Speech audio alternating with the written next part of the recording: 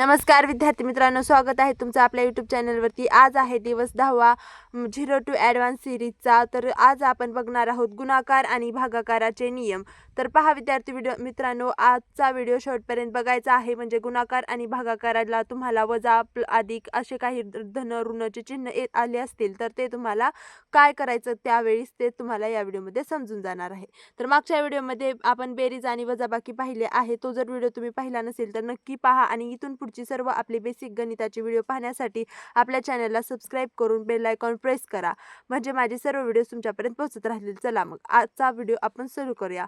गुणाकार आणि भागाकाराचे नियम आपल्याला आज बघायचे आहेत। उत्तराला चिन्ह देताना नेहमी आपल्याला वजाचे चिन्ह अगोदर मेजायचे आहेत। जर वजाचे चिन्ह 0 किंवा 2 किंवा 4 किंवा 6 वेळा आलीत म्हणजे काय, थोडक्यात तर सम अंक आला कशाचा, तर वजाबाकीच्या चिन्हाचा।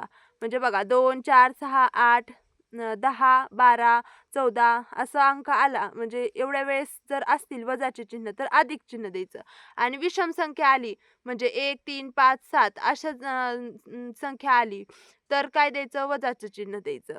म्हणजे काय, थोडक्यात जर बघा आता तुम्हाला गुणाकार करायला सांगितलं आहे, तर इथं बघा आता तुम्हाला इथून कळणार आहे। आता 6 गुणिले 5 केला, आता 6चं चिन्ह काय आहे, अधिक, 5चं काय आहे, अधिक। याचा तर आपल्याला इथं किती वेळेस आला आहे वजाचं चिन्ह, 0 वेळेस आलं आहे। म्हणजे काय देणार आपण उत्तराला चिन्ह अधिकचं देणार।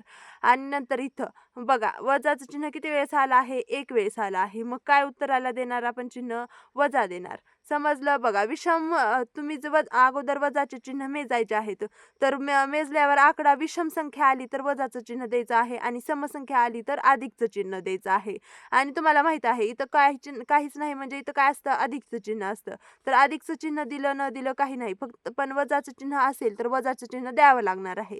तर बघा इथं आता खाली इथं 2 वेळेस वजाचं चिन्ह आहे, समसंख्या आहे आकडा, चिन्ह मेजल्यानंतर 1 आणि 2 येत आहे, समसंख्या येत आहे, म्हणून उत्तराला काय देणार आपण, अधिकचं चिन्ह देणार। आता इथं 3 वेळेस संख्या आहेत आणि तिन्ही वेळेस वजाचं चिन्ह आहे, मग 3 वेळेस आहे म्हणजे आपण उत्तराला वजा चिन्ह देणार। आणि गुणाकार आपण नॉर्मल जसं करतो तसं करायचं आहे।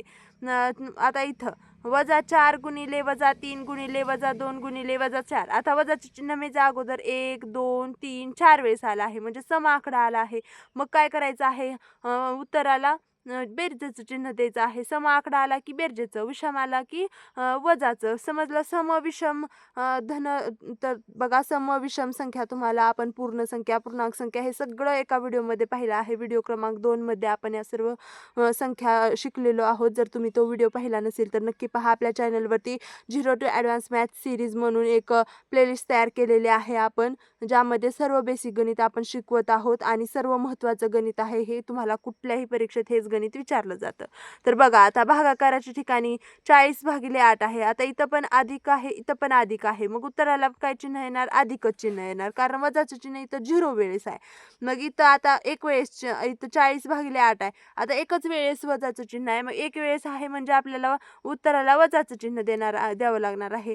तर बघा इथं आणि भागाकार आपण नॉर्मल जसं करतो, आता 8 1 8 8 5 40, उत्तर आलं -5। फक्त चिन्हाचं मी तुम्हाला इथं समजवत आहे, गुणाकार भागाकार आपण शिकलेला आहे। तर बघा 40/8, आता इथं पण वरी पण वजाचं चिन्ह आहे, खाली पण वजाचं चिन्ह आहे, आणि 2 वेळेस वजाचं चिन्ह आहे, म्हणजे 2 वेळेस आहे म्हणजे उत्तराला अधिकचं चिन्ह येणार। आता इथं आता बघा हे महत्त्वाचं आहे, मी इथं फुली पण स्टार पण मार्क केलेला आहे ह्याला। तर बघा बाहेर अधिक आहे आणि कंसामध्ये वजा चिन्ह आहे।